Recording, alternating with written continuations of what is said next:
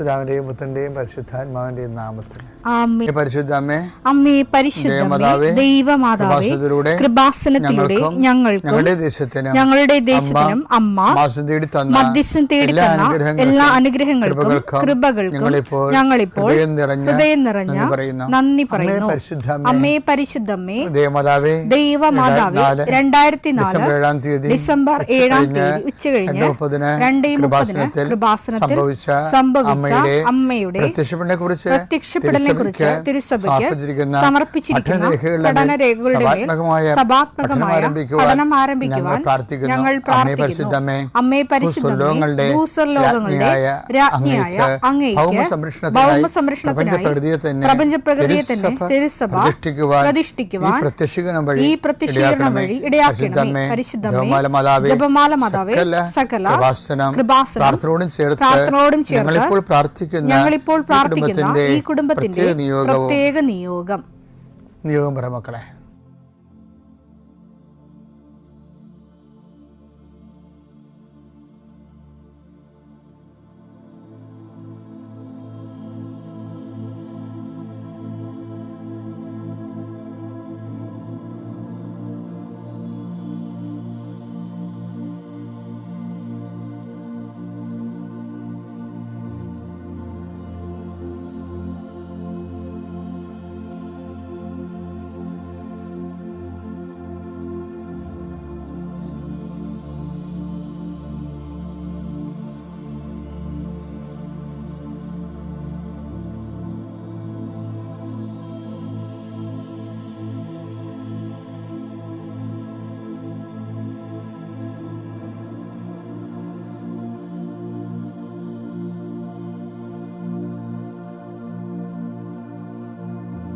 അമ്മയുടെ പ്രത്യക്ഷീകരണത്തിന്റെ ഈ അനുഗ്രഹവേളയിൽ ഞങ്ങൾക്ക് സാധിച്ചു തരുവാൻ കനിയണമേ. ആമേൻ. വിശ്വാസ പ്രമാണം.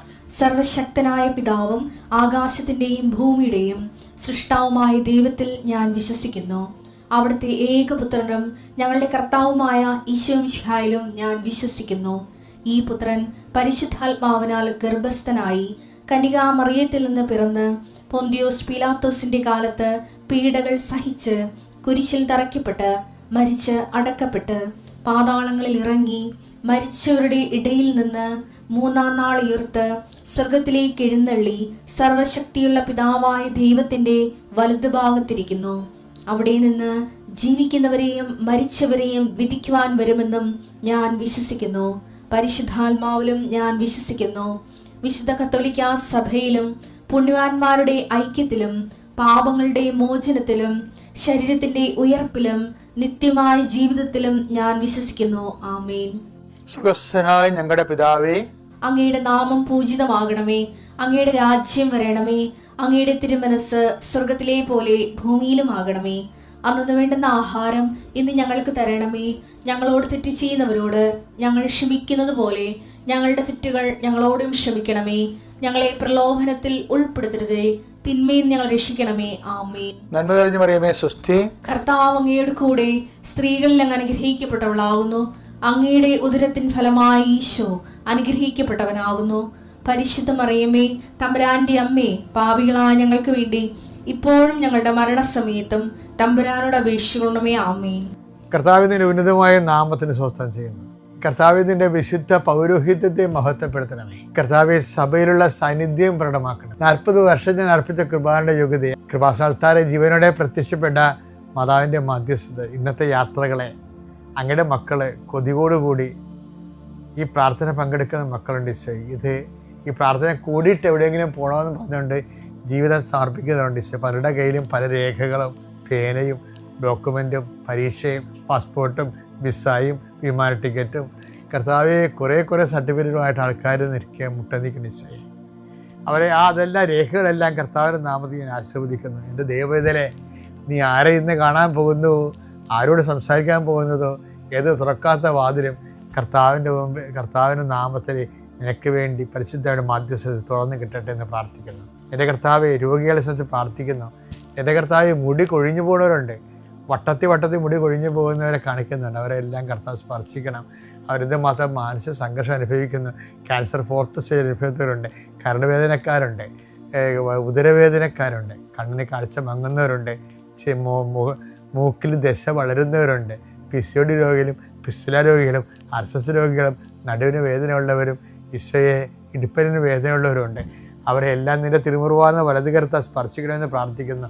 സാമ്പത്തിക തകർച്ചയുള്ളവരും ഓരോരോ ഇൻ്റർവ്യൂവിനും ടെസ്റ്റിനും വേണ്ടി പോകുന്നവരും അതിനെക്കുറിച്ച് പേടിയുള്ളവരും ട്രാൻസ്ഫർ കിട്ടിയവരും പോകാതിരിക്കാൻ നിവൃത്തിയില്ലാത്തവരും പോകേണ്ടി വരുന്നവരും അവർക്കും ഒരു കർത്താവ് സെറ്റിൽമെൻറ്റ് കൊടുക്കണമെന്ന് പ്രാർത്ഥിക്കുന്നു. മക്കളില്ലാത്തവർ, വിവാഹം താമസിക്കുന്നവർ, കുടുംബസമാധാനം ഇല്ലാത്തവർ, ഭാര്യാഭർത്താക്കന്മാർ അകന്ന് താമസിക്കുന്നവർ, മക്കൾ ദുർനടപ്പിലായിപ്പോയവർ, തെറ്റായ വഴികളിൽ പെട്ടുപോയവർ എൻ്റെ കർത്താവിൻ്റെ ഉന്നതമായ നാമത്തിൽ സഭയുടെ അധികാരത്തിൽ കുരിശടയാളത്തിൽ ദൈവശക്തിയാൽ ഇന്നത്തെ ദിവസത്തെ കർത്താവ് നിങ്ങളെ അനുഗ്രഹിക്കട്ടെ. നിങ്ങളുടെ ജീവിത ആവശ്യ സമയത്ത് വാഗ്ദാന പേടകത്തെ സമീപിക്കാൻ ഹെബ്രായർ 4:16 പറയുന്നുണ്ട്. അപ്പോൾ 4:16 അനുസരിച്ചുകൊണ്ട് എങ്ങനെയൊക്കെ ആ വാഗ്ദാന പേടകത്തെ സമീപിക്കാനേ പറഞ്ഞിട്ടുള്ളൂ.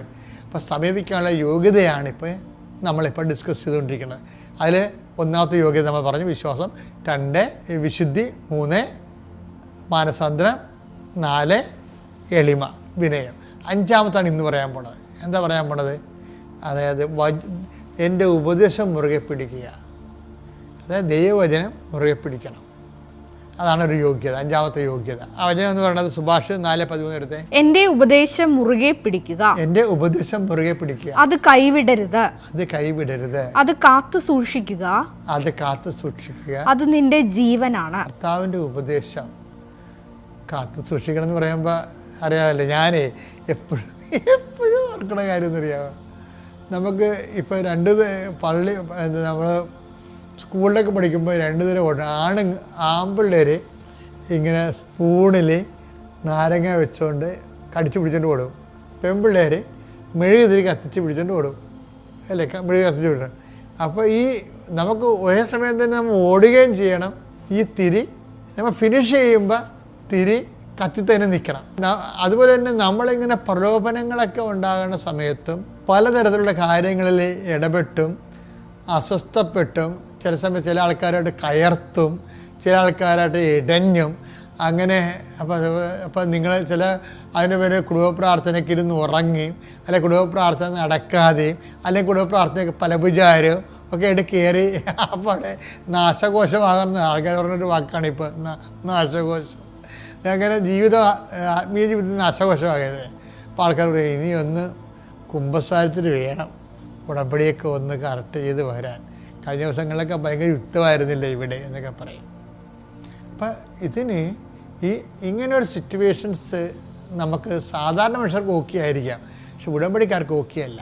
എന്താ കാര്യം? നമ്മുടെ സുഭാഷിതങ്ങൾ 4:13 എൻ്റെ ഉപദേശം മുറുകെ പിടിക്കുക, ഉപദേശം മുറുകെ പിടിക്കുക, അത് കൈവിടരുത്, അത് കൈവിടരുത്, അത് കാത്തു സൂക്ഷിക്കുക, സൂക്ഷിക്കുക, അത് നിന്റെ ജീവനാണ്.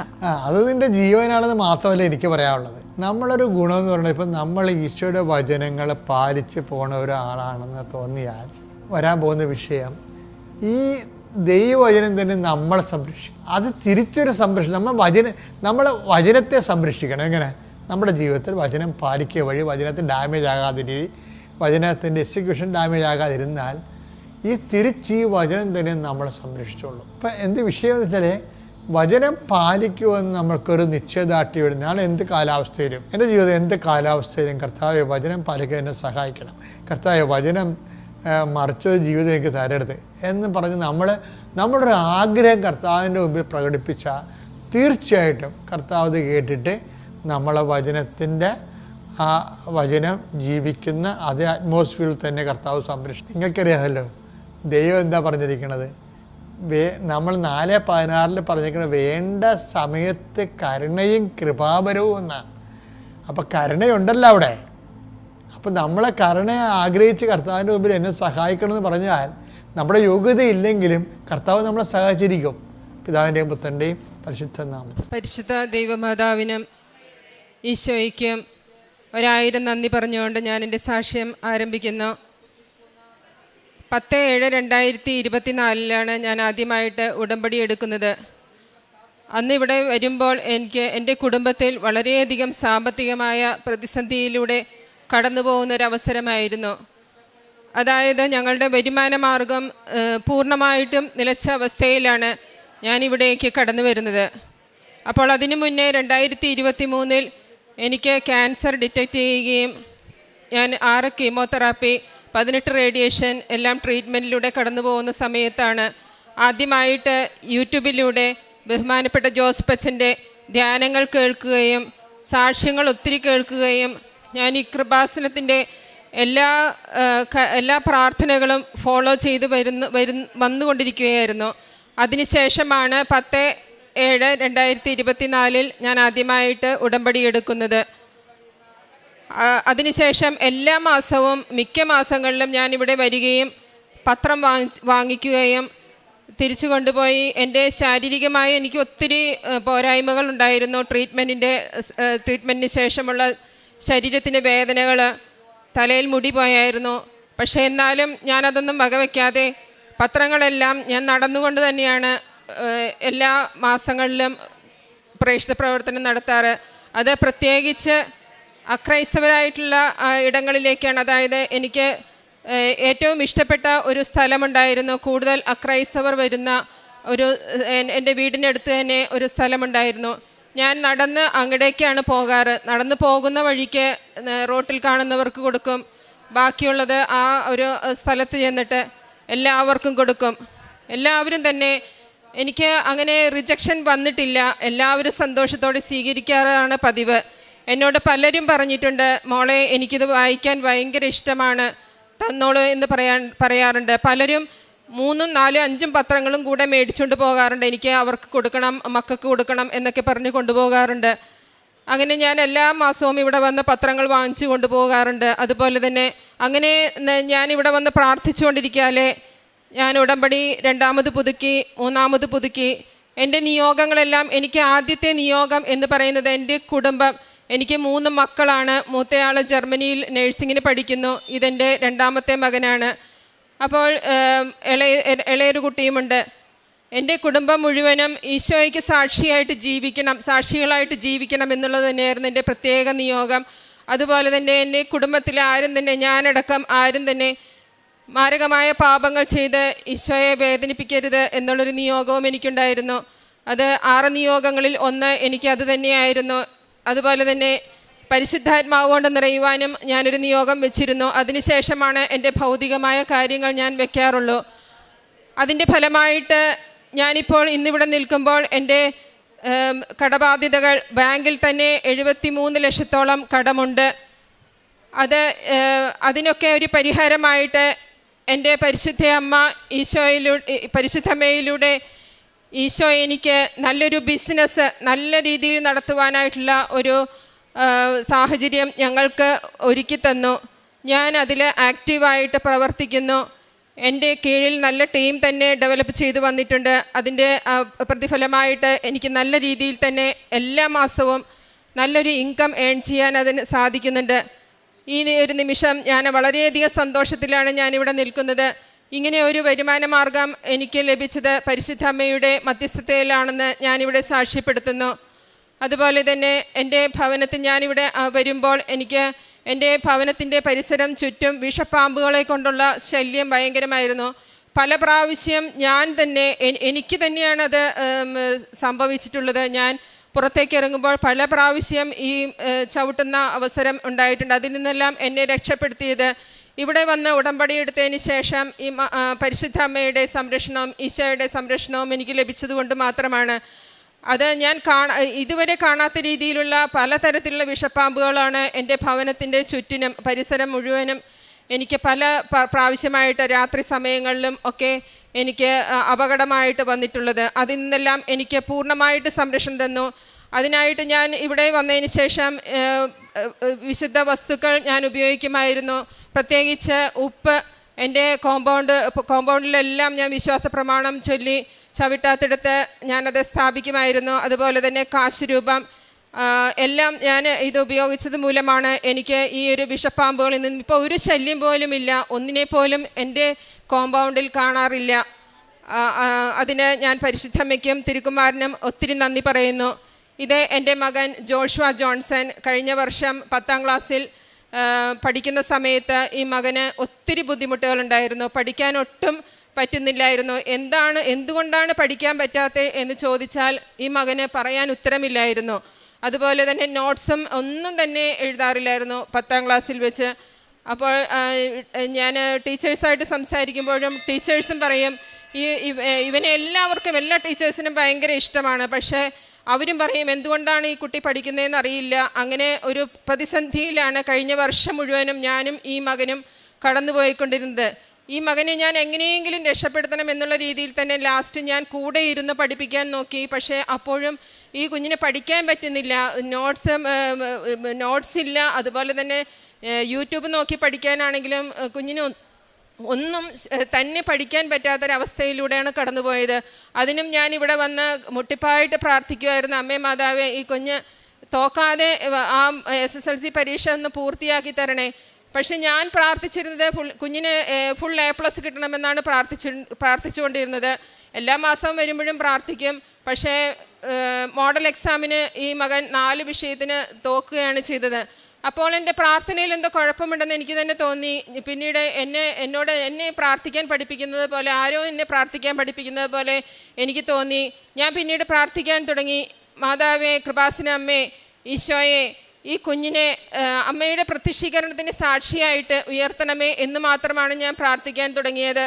അതിനുശേഷം ഈ മോഡൽ എക്സാമിന് ശേഷം ഈ കുഞ്ഞ് ഞാൻ പിന്നെ ഈ പഠിത്തത്തെക്കുറിച്ച് പഠിക്കാൻ പറയാതെയായി. കുഞ്ഞ് തന്നെ പഠിച്ചു. നല്ല രീതിയിൽ തന്നെ മാർക്ക് വാങ്ങിക്കാനായിട്ട് 83% മാർക്ക് ഈ കുഞ്ഞിന് ലഭിച്ചു. അതുപോലെ തന്നെ അതിൻ്റെ തുടർ അനുഗ്രഹമായിട്ട് തന്നെ ഈ മകന് ഏകജാലകം വഴി ആരുടെയും റെക്കമെൻഡേഷനുമില്ല, ഒരു പൈസയും ഞങ്ങൾ മുടക്കിയിട്ടില്ല. ഈ മകന് അഡ്മിഷൻ ശരിയായി. അങ്ങനെ ഈ കുഞ്ഞിൻ്റെ കാര്യവും അപ്പോൾ എനിക്ക് പ്രാർത്ഥിക്കുന്ന സമയത്ത് എനിക്കൊരു നിയോഗമുണ്ടായിരുന്നു. ഈ കുഞ്ഞിനെ ഈ ഒരു അൾത്താരയിൽ കൊണ്ടുവന്ന് എനിക്ക് ഇവിടെ നിർത്തി എനിക്ക് അമ്മയുടെ മുന്നിൽ സാക്ഷ്യം പറയണമെന്ന് വലിയൊരു ആഗ്രഹമുണ്ടായിരുന്നു. അതാണ് ഇന്ന് എനിക്ക് സാധിച്ചിരിക്കുന്നത്. അതിനെ ഓർത്തും ഞാൻ ഒത്തിരി നന്ദി പറയുന്നു. അതുപോലെ തന്നെ ഞാനിവിടെ എനിക്ക് പറയാൻ പറ്റാത്ത ഒത്തിരി അനുഗ്രഹങ്ങൾ എനിക്ക് ലഭിച്ചിട്ടുണ്ട്. കാരുണ്യ പ്രവർത്തനം എന്ന് പറഞ്ഞാൽ ഞാൻ എൻ്റെ അറിയാവുന്ന ഒരു ഫാമിലിയുണ്ട്. എൻ്റെ മകളുടെ കൂട്ടുകാരി തന്നെയാണ്. ആ കൊച്ചിൻ്റെ അച്ഛൻ മരിച്ചു പോയതാണ്. അപ്പോൾ വീട്ടിലാണെങ്കിൽ ഒത്തിരി ബുദ്ധിമുട്ടുകളും പ്രശ്നങ്ങളുമുള്ള ഒരു കുട്ടിയാണ്. ആ കുട്ടിക്ക് വേണ്ടിയിട്ട് ഞാൻ നിരന്തരം അവളുടെ ആവശ്യങ്ങൾ എന്താണെന്ന് അറിഞ്ഞുകൊണ്ട് എല്ലാം സഹായങ്ങളും പഠിക്കുവാനുള്ള സഹായങ്ങളും എല്ലാം ചെയ്തു കൊടുക്കുന്നുണ്ട്. പിന്നെ എൻ്റെ കൺമുന്നിൽ ആരാണോ യോഗ്യരായിട്ടുള്ളത് അവർക്ക് ഞാൻ എൻ്റെ കയ്യിലുള്ള പോലെ ഞാൻ സഹായിക്കാറുണ്ട്. അതുപോലെ തന്നെ രോഗികൾക്ക് വേണ്ടിയിട്ട് രോഗികളെ സന്ദർശിക്കാറുണ്ട്. പ്രേക്ഷിത പ്രവർത്തനം ഞാൻ ഇവിടുന്ന് എല്ലാ മാസവും പത്രം വാങ്ങിച്ച് നടന്നുകൊണ്ട് തന്നെ ഞാൻ മെയിനായിട്ട് അക്രൈസ്തവരായിട്ടുള്ള ഇടങ്ങളിലാണ് ഞാൻ ഈ പ്രേക്ഷിത പ്രവർത്തനം നടത്തുന്നത്. അതുപോലെ തന്നെ വാട്സപ്പ് സ്റ്റാറ്റസിൽ ഞാൻ എല്ലാ ദിവസവും രാവിലെ ഡെയിലി ബ്രെഡ് പ്രാർത്ഥന കഴിഞ്ഞതിന് ശേഷം ഒരു 8-10 സാക്ഷ്യങ്ങളെല്ലാം ഞാൻ ജോലി ചെയ്യുന്ന സമയത്ത് കേൾക്കും. അതിലൊരു സാക്ഷ്യമെടുത്ത് വാട്സപ്പ് സ്റ്റാറ്റസായിട്ട് എടുക്കും. അത് രാത്രി ഞാൻ കിടക്കുമ്പോഴാണ് ഞാനത് ഡിലീറ്റ് ചെയ്യുന്നത്. ഡിലീറ്റ് ചെയ്യുന്ന സമയത്ത് ആ സ്റ്റാറ്റസ് ആരൊക്കെ കണ്ടിട്ടുണ്ടോ അവർക്കെല്ലാവർക്കും വേണ്ടി ഒരു വിശ്വാസ പ്രമാണം ചൊല്ലി പ്രാർത്ഥിച്ചിട്ടാണ് അത് അന്നത്തെ എൻ്റെ പ്രേക്ഷിത പ്രവർത്തനം അവസാനിപ്പിക്കുന്നത്. ഇത്രയുമാണ് എനിക്ക് അതുപോലെ തന്നെ എൻ്റെ പ്രാർത്ഥനാ ജീവിതത്തിൽ എനിക്ക് ഒത്തിരി മാറ്റം എനിക്കുണ്ടായി. ഞാൻ ഈ ഉടമ്പടിയിൽ വരുന്നതിന് മുന്നേ പല പ്രാവശ്യം എനിക്ക് പള്ളിയിൽ ഞാൻ മനഃപൂർവ്വം പോകാതിരുന്നിട്ടുണ്ട്. ചിലപ്പോൾ മടി വന്നിട്ട് പോകാതിരുന്നിട്ടുണ്ട്. ഞായറാഴ്ചകളിൽ കുർബാനയെ സംബന്ധിക്കാതെ അലസമായിട്ടിരുന്നിട്ടുണ്ട്. അതുപോലെ തന്നെ കുടുംബ പ്രാർത്ഥന ഒത്തിരി മുടക്കം വന്നിട്ടുണ്ട്. ആ സമയത്ത് ഞാൻ ഏറ്റവും കൂടുതൽ ജോലി ചെയ്യുന്നൊരു സമയമായിരുന്നു നേരത്തെയൊക്കെ കുടുംബ പ്രാർത്ഥനയുടെ സമയത്ത്. ചിലപ്പോൾ മക്കളോട് പറയും നിങ്ങൾ പ്രാർത്ഥന എത്തിക്കുക, ഞാനിപ്പോൾ വരാമെന്ന് പറയും. പക്ഷേ ചിലപ്പോൾ അതും എനിക്ക് നഷ്ടപ്പെട്ടു പോകാറുണ്ട്. പക്ഷേ ഇപ്പോൾ ഈ ഉടമ്പടിയിൽ വന്നതിന് ശേഷം എൻ്റെ പ്രാർത്ഥനാ ജീവിതത്തിൽ ഒത്തിരി മാറ്റങ്ങൾ ഉണ്ടായി. കുടുംബ പ്രാർത്ഥന മുടങ്ങാതെ ചൊല്ലുവാനായിട്ടുള്ള അനുഗ്രഹം, രാത്രി സായാഹ്ന പ്രാർത്ഥന തിരിച്ചുള്ള പ്രാർത്ഥനയാണെങ്കിലും മുടങ്ങാതെ എനിക്ക് ചെയ്യാൻ പറ്റുന്നുണ്ട്. രാവിലത്തെ പ്രാർത്ഥനയാണെങ്കിലും മുടങ്ങാതെ ചെയ്യാൻ പറ്റുന്നുണ്ട്. ബൈബിൾ വായന എനിക്ക് നേരത്തെ ഇല്ലായിരുന്നു. എനിക്ക് സമയമില്ല എന്നുള്ള ഒരു റീസണാണ് എനിക്ക് അതിന് അന്ന് പറയാനുള്ളത്. പക്ഷേ ഇപ്പോൾ ഞാൻ സമയം കണ്ടെത്തി. ഞാൻ ബൈബിൾ വായിച്ചിട്ട് ഞാൻ കിടക്കുകയുള്ളൂ. അതുപോലെ തന്നെ എൻ്റെ വീട്ടിൽ ഒരു ബൈബിൾ വചനമെങ്കിലും ഞാൻ എൻ്റെ ഭിത്തിയിൽ എഴുതി അത് വരുന്നവർ എൻ്റെ വീട്ടിൽ ആരൊക്കെ വരുന്നുണ്ടോ അവർക്ക് വായിക്കാൻ പാകത്തക്ക രീതിയിൽ തന്നെയാണ് ഞാനത് ചെയ്യുന്നത്. ഇത്രയുമാണ് എൻ്റെ പ്രാർത്ഥനാ ജീവിതത്തിൽ വന്നിട്ടുള്ള മാറ്റങ്ങൾ. ഇത്രയും അനുഗ്രഹം, കോടാനുകോടി അനുഗ്രഹങ്ങൾ എൻ്റെ കുടുംബത്തിലേക്ക് ചൊരിഞ്ഞ പരിശുദ്ധ അമ്മയ്ക്കും ഈശോയ്ക്കും ഞാൻ ഒത്തിരി നന്ദി പറഞ്ഞുകൊണ്ട് ഈ സാക്ഷ്യം ഞാൻ സമർപ്പിക്കുന്നു. സങ്കീർത്തനങ്ങൾ 71 അധ്യായം 14 മുതലുള്ള വാക്യങ്ങൾ. ഞാനെപ്പോഴും പ്രത്യാശയുള്ളവനായിരിക്കും, അങ്ങേ മേൽക്കുമേൽ പുകഴ്ത്തുകയും ചെയ്യും. എൻ്റെ അധരങ്ങൾ അങ്ങയുടെ നീതിപൂർവവും രക്ഷാകരവുമായ പ്രവൃത്തികൾ പ്രഘോഷിക്കും.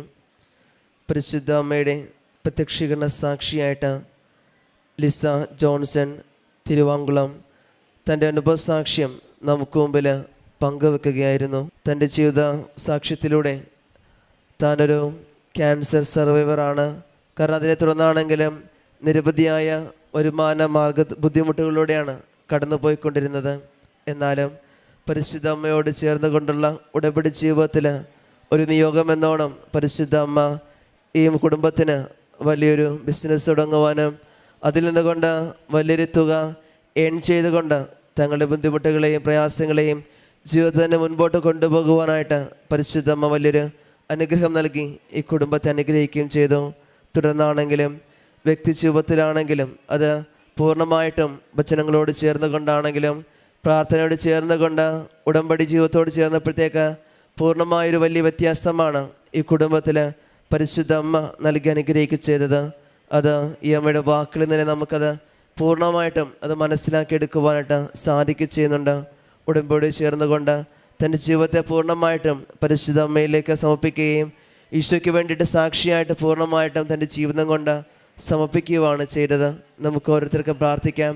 ഇനി മുമ്പോട്ടുള്ള ഈ കുടുംബത്തിൻ്റെ യാത്രയിൽ പരിശുദ്ധ അമ്മയുടെ പ്രത്യക്ഷണ സാക്ഷികളായിട്ട് ഇനിയും ഈ കുടുംബത്തെ ഉയർത്തട്ടെ നമുക്ക് പ്രാർത്ഥിക്കാം. ഒപ്പം നിരവധിയായ പ്രാർത്ഥനകളുമായിട്ട് എൽത്താർക്ക് മുമ്പിൽ നമ്മളായിരിക്കുമ്പോൾ നമ്മളെ പ്രത്യക്ഷീകരണ സാക്ഷികളായിട്ട് ഉയർത്തണമേ എന്നും നമുക്കും പ്രാർത്ഥിക്കാം.